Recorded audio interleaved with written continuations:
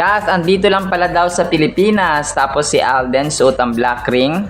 Yan at marami pang items sa vlog na ito. Unahin ko ito mga kasembreros. Nag-post kagabi si Doc Ivy Teo. Ito yung full version ng pagbisita ni Kath mga kasembreros sa clinic ni Doc Ivy mga kasembreros. So parang since parang yung pinakahuling pagkikita pala ni Doc Ivy at saka ni Kath ay November pa, no mga kasombrero. So parang pag bumibisita pala si Kath sa clinic, hindi all the time ay nagkikita sila ni Doc Ivy mismo mga kasombreros. May may audio, so mamaya ay ipi-play ko rin po mga kasombreros. So para ma-appreciate po ninyo. Yun nga no, dahil daw sa kabisihan ni Kath sa taping ay hindi sila madalas nakikita ni Doc Ivy mga kasombreros. Sabi niya dito ay, Doc, I'm breaking out no, because you're so busy, sabi nga ni Kath mga kasombreros. Tapos sabi niya, my skin is already tired, I know, sabi nga ni Doc Ivy mga kasombreros. So hindi ko lang alam kung ano yung ibig sabihin nito na I'm breaking out, no? Sabi nga ni Kath mga kasombreros, napasegwehan niya kasi tapos dito ay na-mention na rin dito yung parang pakal na nice spot mga kasombreros, na nice, na peaceful din po mga kasombreros. Tapos ang kulit niya dito kasi hawak-hawak ni Doc Ivy yung bag. Sabi niya kay sa husband ni Doc Ivy, sabi niya, Doc, she wants a new bag, sabi nga ganon. Kasi hawak-hawak ni Doc Ivy yung bag ni Kath mga kasombreros. Sabi ni Doc Ivy, I'm gonna get this is mine already. So akin na lang to, sabi nga ni Doc Ivy, no? Biro-biro ng dalawa mga kasombreros. So yun, tapos dito ay nagpa-skin treatment na nga si attorney mga kasombreros. So parang nga nun, she's breaking out. Hindi ko lang alam kung ano yung ibig sabihin niya, yung mukha lang ba niya or siya mismo yung nagbe-breakout mga kasombreros. No, kasi sa sobrang dami nga ng issues and so on. And of course, ang best friend ni Kath na si Aris De Santos sa Australia ay talagang ito yung unang kagabi, yung unang nakita kong bumati kay Kath mga kasombreros ng ng happy birthday. Sabi dito ni Aris De Santos, tinag niya si Kath mga kasombreros. Hindi ko lang alam kung nag-comment dito si Kath mga kasombreros. Kasi hindi ko na natingnan. Sabi niya dito ay 4 hours ago, core memory from last year with my other half. Happy birthday to my best friend, no matter where we are in the world. You'll always be home to me. Love you always, Bernardo Kath. Tapos yung pictures ni Kath last year doon sa pagbisita nga or pagbakasyon ni Kath sa Australia. Melbourne, parang sa Melbourne na siya kasi dati parang saan nga ba yun? Sa Sydney ba yun mga kasombreros? Pero parang Melbourne, Canberra, no, parang sa Canberra yata. Canberra na kasi ang capital city na ng Sydney. Pero ang sikat lang talaga yung Sydney, Melbourne mga kasombreros. So yun, dito ay mga random photos ni Kath and Aris mga kasombreros doon nga sa bisita niya or liliwaliw nila dati sa Australia, sa lugar ni Kath, sa lugar ni Aris mga kasombreros, na best friend ni Kath mga kasombreros. So meron dito yung parang sa kotse, no, si Kath mga kasombreros, naka-brown, naka-leather jacket si attorney mga kasombreros. Tapos may isa dito yung parang nagmumuni-muni si attorney mga kasombreros, no. Ito na yung time na parang paalis na siya itong nakatalikod siya. Tapos ay dito parang parang nami-miss niya na yung pamilya niya, no. Yun yung pinaka-last na parang insinuation niya dun sa message niya, no. Alam ko na post ko na to last year, of course, nung pag-post mismo ni Kath and Aris sa kanilang social media accounts, kasi updated naman tayo mga kasombreros. So may mga time lang na didelete ng isang araw, no, ganoon siya, no.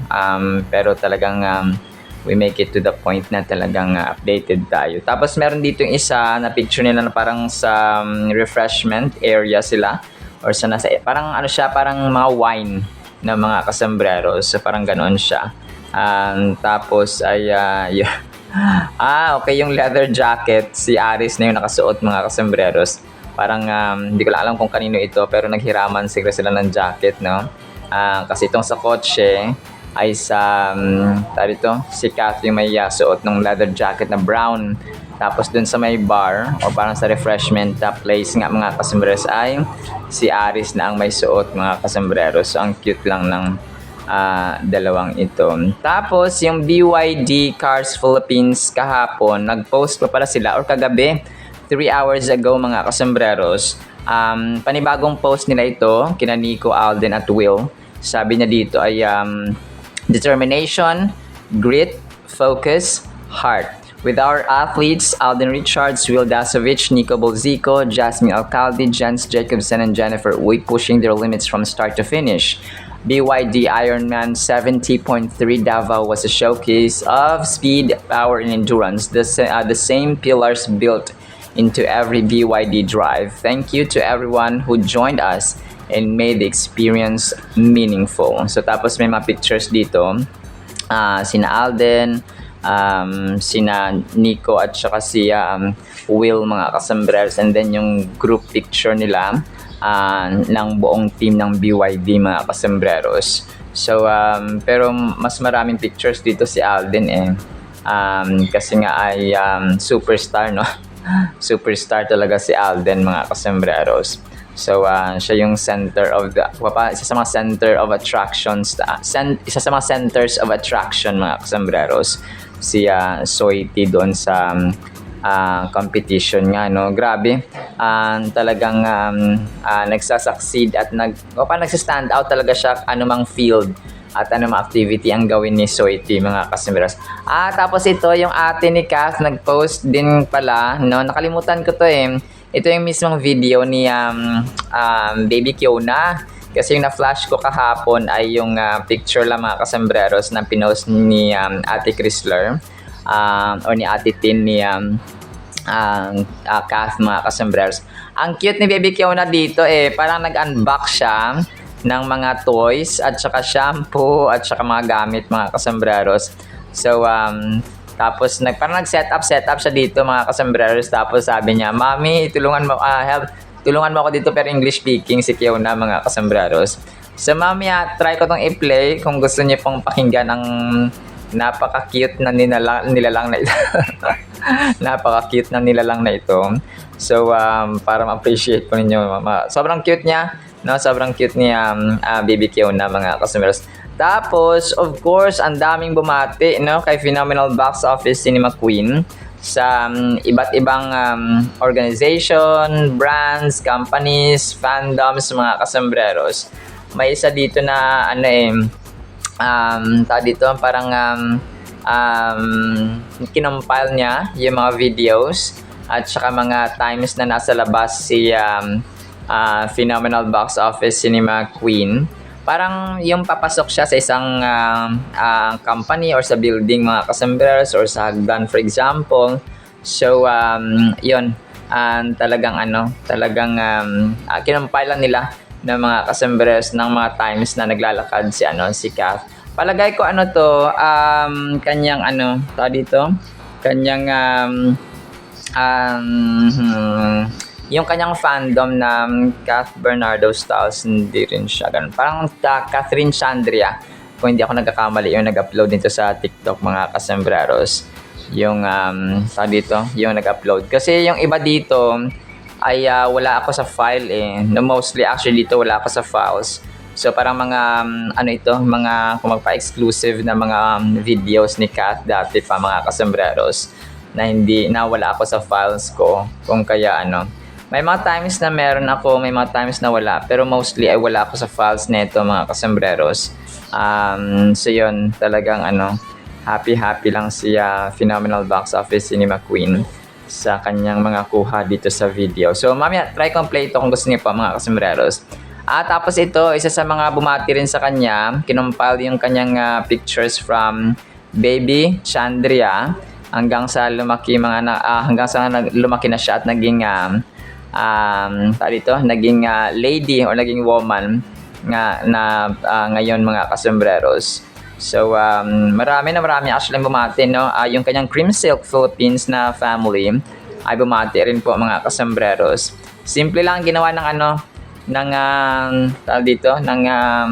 Cream Silk nag-post sila yung camera or yung phone ay yung nasa Cream Silk siya na event sa Cream Silk Conference mga kasembreros.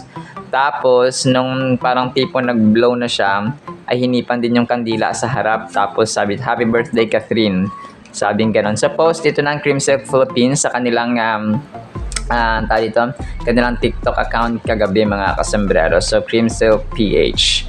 So ito po ay pagbati nila, no, sa kanilang brand ambassador or isa sa mga main brand ambassadors mga kasembreros na si Catherine. Tapos may isa dito na nakakatuwa nakakatuwa siya na nakaka-touch mga kasembreros.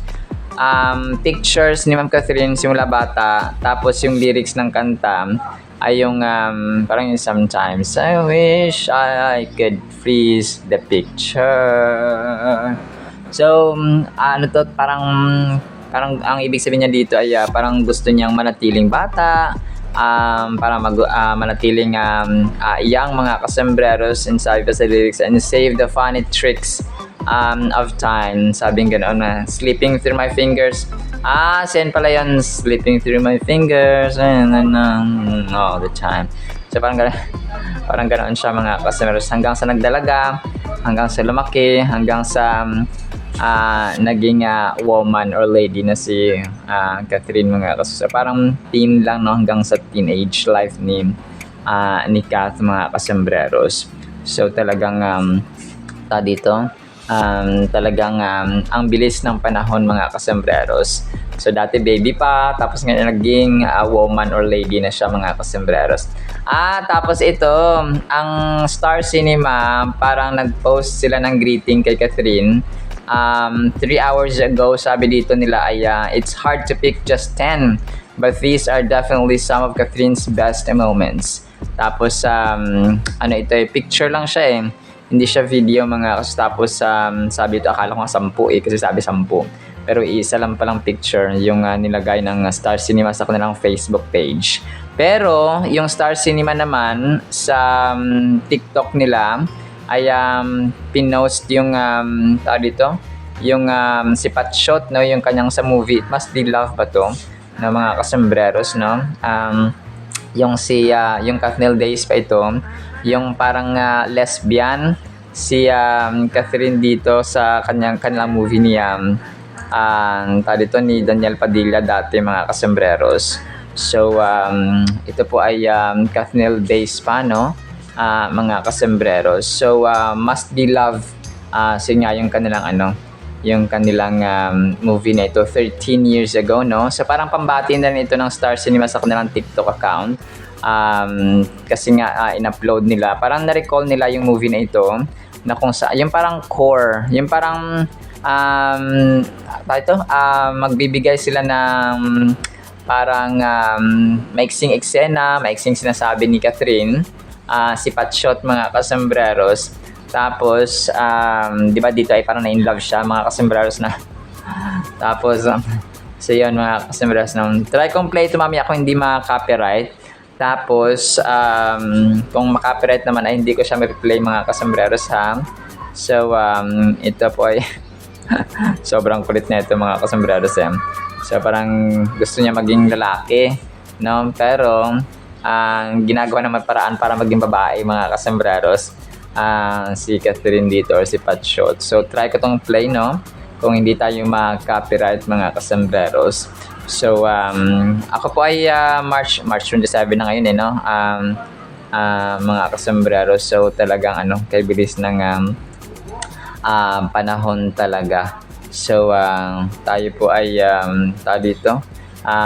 let's live the moments, kasi yung moments na ngayon ay magiging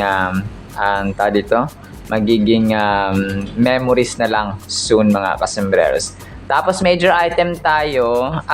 Marami ngayon ang nagsasabi na sa Pilipinas lang si Catherine mga kasembreros eh. Kasi hindi naman kasi nagpo-post pa si Ma'am Catherine sa kanyang Instagram. Nasabi ko ito kasi 'di ba dati nung sinabi nila na parang putok na putok talaga yung balita dati na hala, spotted si Mayor Mark Alcala at si Catherine pumunta ng Australia and so on. Tapos hindi pa pala yung time na mapunta ni Kat sa Australia sa kanyang kaibigan na si Aris De Santos.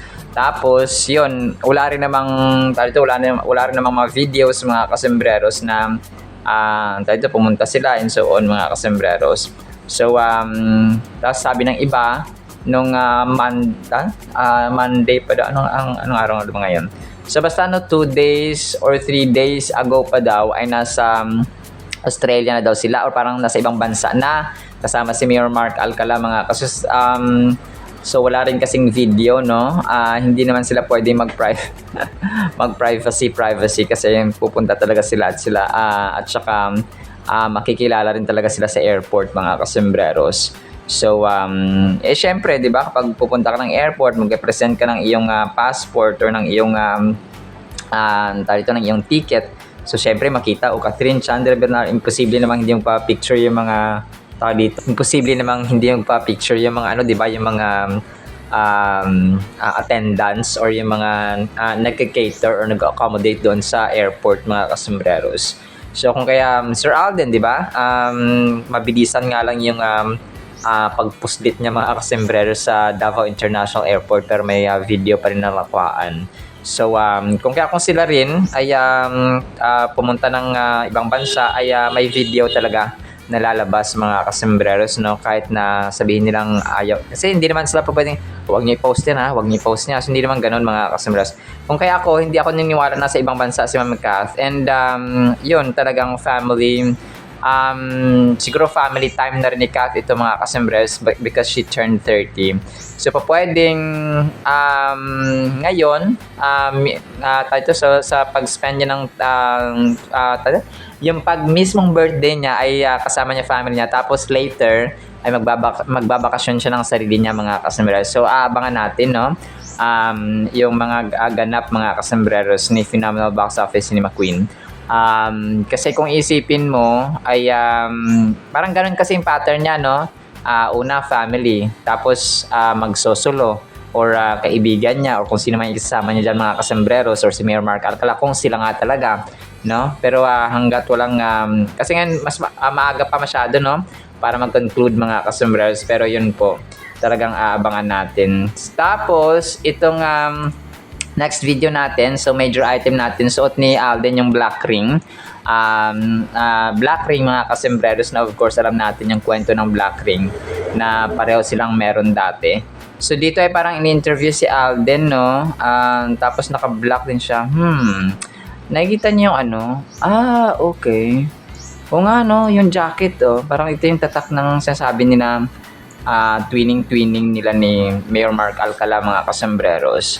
So, di parang ito yon. But correct me if I'm wrong mga kasembreros. Yung tatak ng damit ni Alden dun sa sabi nilang couple shirt ni Kath at saka ni Mayor Mark Alcala. So parang meron din pala si Alden mga kasembreros. Or baka kay Alden to, tapos inedit-edit na naman ng mga fans ni Mayor Mark Alcala mga kasembreros. Ganun kasi. So ito po ay parang throwback. Parang throwback ito mga kasembreros eh. Alahanin ko. Parang ito yung time parang ito yung time na papunta si Alden from Canada to US para magkaroon sila ng GMA Sparkle Tour, no? So ganun siya mga kasembreros. So alam ko kasi nagkasabay-sabay lahat ng schedules ni Alden dun sa Canada eh. Di ba, pulang araw siya, iniwanan niya muna saglit, tapos dun siya sa Canada nag-shoot ng Hello Love Again. Tapos time din na yon na merong concert ang GMA Sparkle artist, yung ibang mga GMA Sparkle artists sa Canada or sa California, something like that mga kasers. Parang tawid bakod lang siya dati, no mga kasers. So ito yung time na parang na-interview siya. Tapos ang napansin talaga ng mga tao dito, yung pula yung pula yung ilong ni Alden mga kasembreros eh. Kasi nga 'di ba sobrang puti ni Alden. Tapos ay napansin na may lahi pang Amerikano, so napansin na namumula yung kanyang ilong mga kasembreros sa dito sa lamig siguro no ng klima doon sa ibang bansa, especially sa hindi kasi parang hindi winter at that time na nagsushoot sila sa Canada, pero siguro ay malamig pa rin ang klima doon mga kasembreros. May mga moments na malamig ang klima no, lalo na sa airport no, puro aircon mga kasembreros. So yun po, pero ito pa parang throwback no na video mga kasembreros, but i-correct niyo po ako kung ako po ay mali ha sa aking information. Pero yun no, talagang ang cute lang ni Alden dito sa namumula yung kanyang ilong mga kasembreros sa dahil sa lamig ng klima nga doon sa ibang bansa mga kasembreros. So sensitive ang ilong ni Tisoy.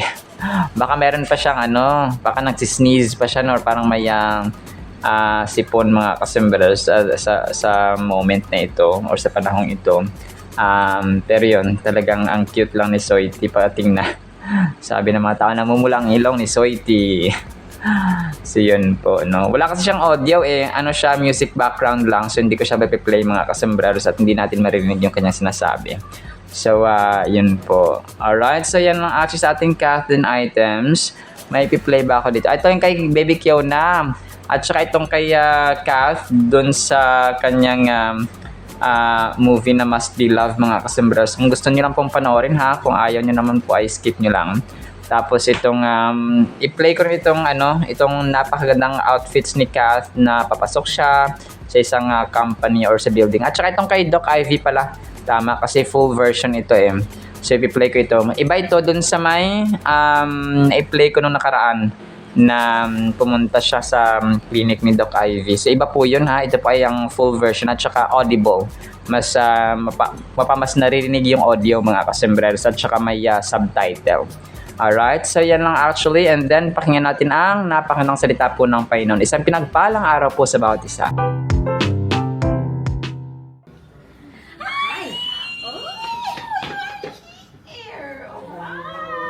Oh, how are you? Long time no see. I know. How have you been? Busy. I know. After Busy is that. good. Yes, good naman. The last time I saw you was November pa. Yes. Oh my gosh, ang tagal natin hindi nagkita. Grabe. Kasi taping Dito ako freaking out. Kasi napaka-busy naman ako. Good times yan. I know. Hello! Nice to see you. I like the Parkal branch. Yes, I've been there twice. It's a nice spot. I like Parkal. It's peaceful. Also, na. Yeah. She wants a new bag. We've been walking. So yung mas bagay for the airport. Yeah.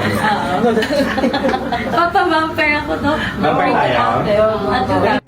I don't ever slow up, no I don't take shit. I got no love for the fakeness. If you wanna play tough and wanna hate this, I'll always show up. I don't ever slow up, no I don't take shit. I got no love for the fakeness. If you wanna play tough and wanna hate this, I'll always show up and make a statement. I don't ever slow up, no I don't take shit. I got no love for the fakeness. If you wanna play tough and wanna hate this, I'll always show up and make a statement. Everything I do so instinctive and so passionate. Every word I move so descriptive like an adjective. I got a vendetta against people who patented being negative when you should be getting after it.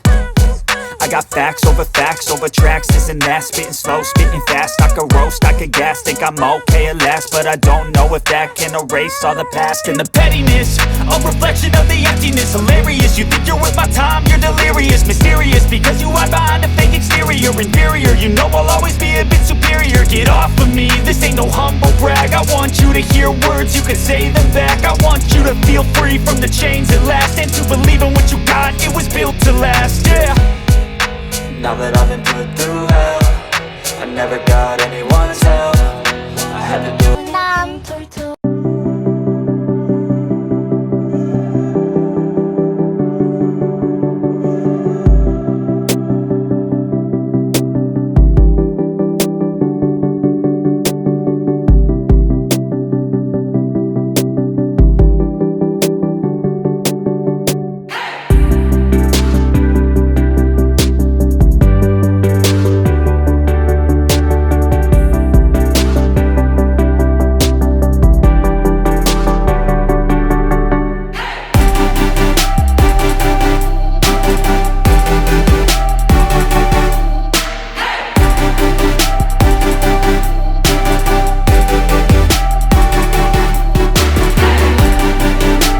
Sobrang ganda ng ating Word of God mga kasembreros. Ang title natin ay Pero sa Diyos, no? Tapos ay ellipsis mga kasembreros, no?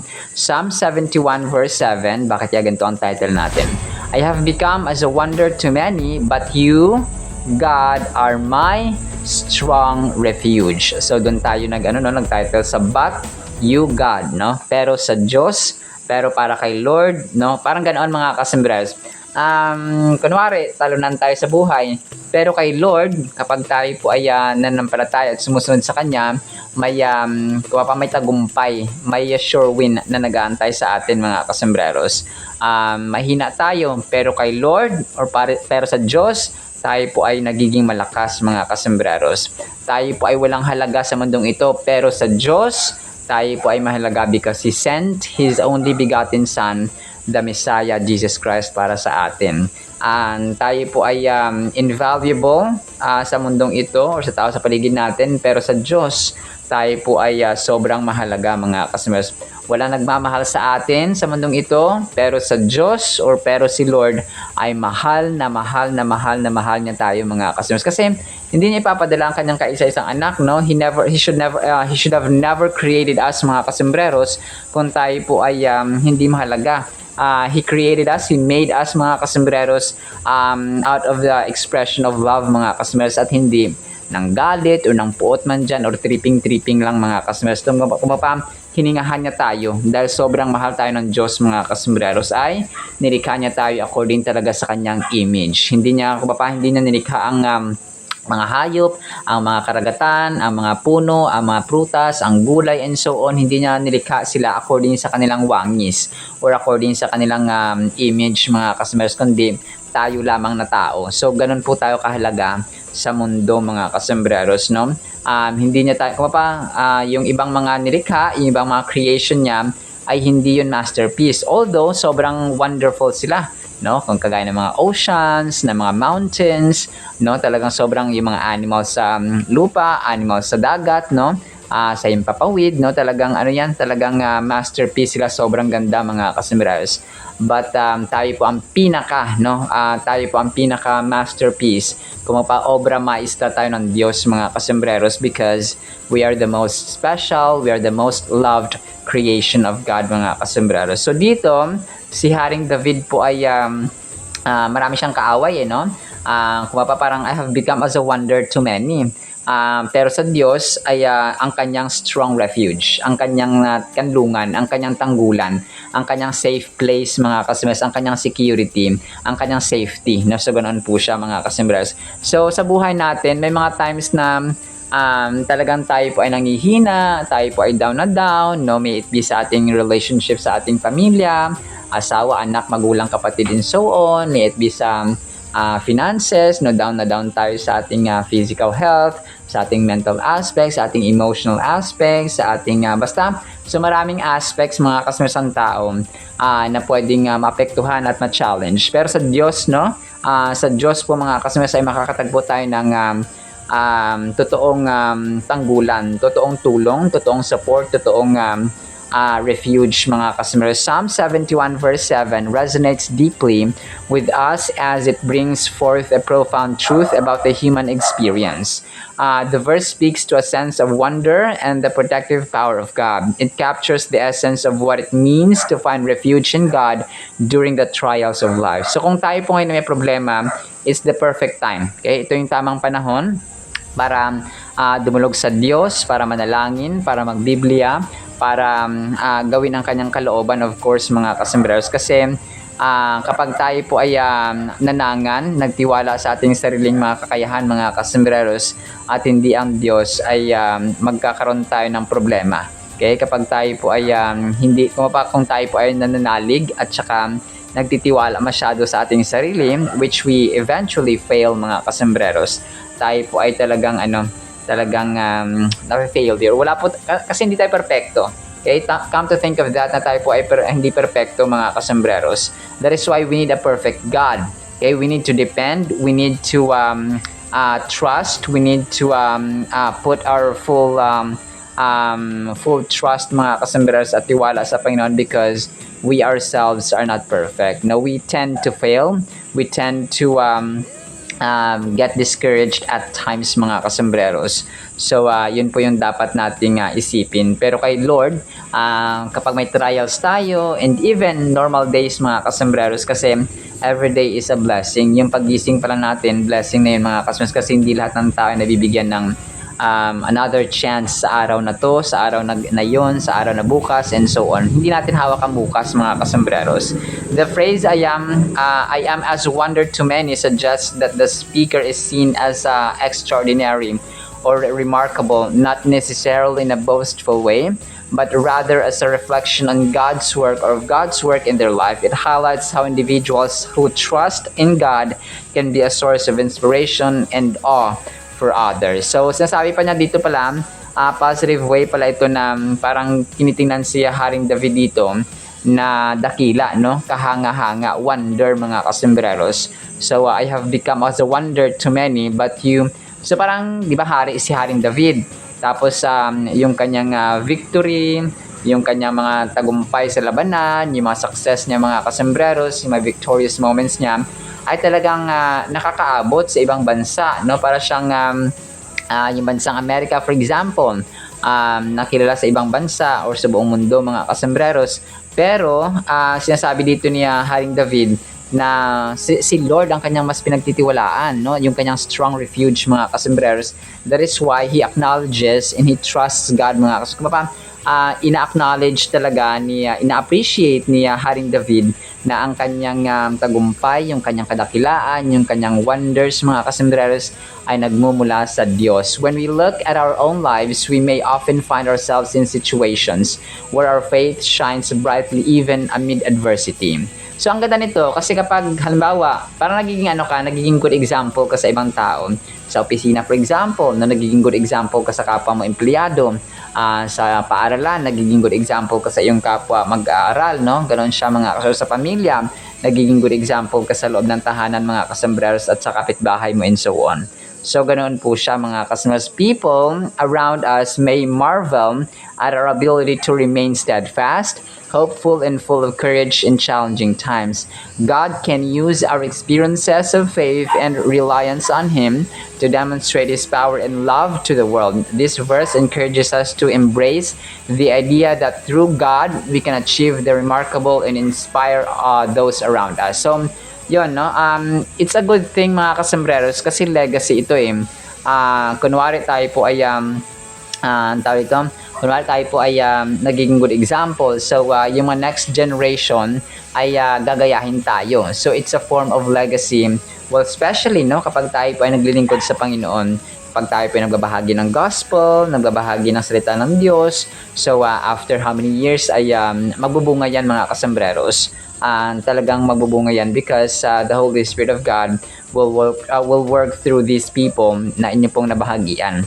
So understanding Psalm 71 verse 7 involves examining its key elements. The phrase I am as a wonder unto many holds significant weight. It suggests that the psalmist has experienced trials that could have led to despair, yet through God's strength he emerges as a source of inspiration and admiration for those observing him. Our lives too can be testimonies of hope and courage when we lean on God. So tayo din mga kasembreros, hindi ibig sabihin na hindi tayo si Haring David ay hindi tayo pwedeng maging inspirasyon sa bawat isa or sa ibang tao mga kasembreros, no? Hindi natin kailangan maging Sir Alden Richards, although si Sir Alden talaga ay good example. Pwede tayo maging good example sa ating community, sa ating kapitbahay.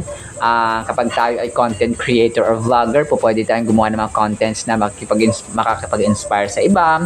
And kapag gusto kasi natin, may paraan eh. No, mga kasembreros, kapag hindi naman natin gusto, well, of course may dahilan tayo mga kasembreros. This verse encourages us to remain faithful during tough times. Just as the psalmist relies on God, we too can trust in His presence. Life will bring struggles.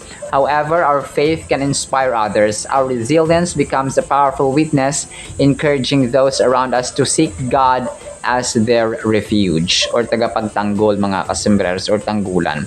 So, kasi ang tao ay we are subject to failure. We are subject to discouragements. We are subject to weaknesses. No, ang tao kasi may weakness talaga tayo. Whether we like it or not, kahit na ikaw pang presidente, kahit na ikaw pang pinakamayaman, pinaka-influential na tao sa buong mundo, we have weaknesses, mga kasembreros. So, yung truth, iyan yung truth. Okay, yung truth naman din ay ang Diyos natin ay pwede nating gawing tanggulan.